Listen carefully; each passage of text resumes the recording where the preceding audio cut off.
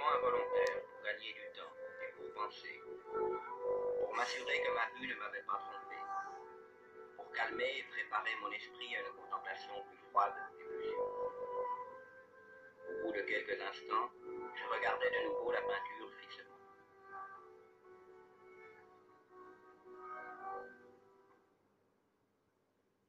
Le portrait, je l'ai déjà dit, était celui d'une jeune fille.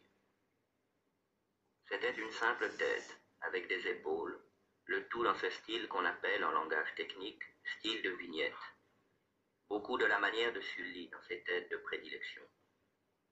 Les bras, le sein, et même les bouts des cheveux rayonnants se fondaient insaisissablement dans l'ombre vague, mais profonde, qui servait de fond à l'ensemble.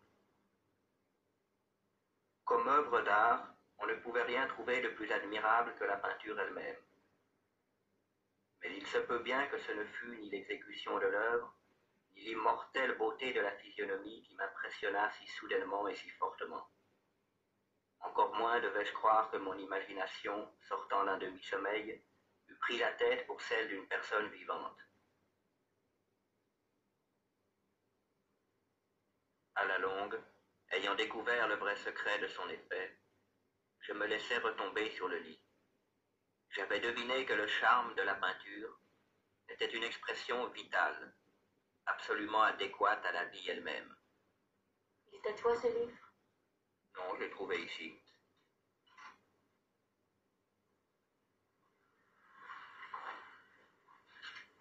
Tu m'en donnes une.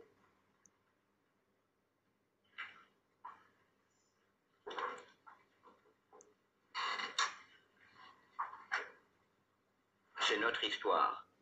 Un peintre qui fait le portrait de sa femme. Tu veux que je continue? Oui. Et, en vérité, ceux qui contemplaient le portrait parlaient à voix basse de sa ressemblance comme d'une puissante merveille, et comme d'une preuve non moins grande de la puissance du peintre que de son profond amour pour celle qu'il peignait si miraculeusement bien. Mais, à la longue, comme la besogne approchait de sa fin, personne ne fut plus admis dans la tour, car le peintre était devenu fou par l'ardeur de son travail, et il détournait rarement ses yeux de la toile, même pour regarder la figure de sa femme. Et il ne voulait pas voir que les couleurs qu'il étalait sur la toile étaient tirées des joues de celle qui était assise près de lui.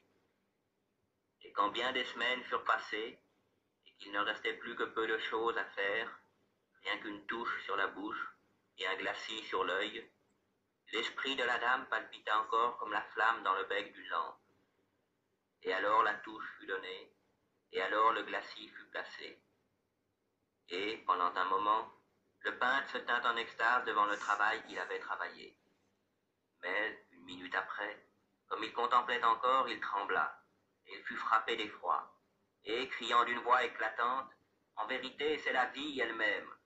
il se retourna brusquement pour regarder sa bien-aimée. Elle était morte.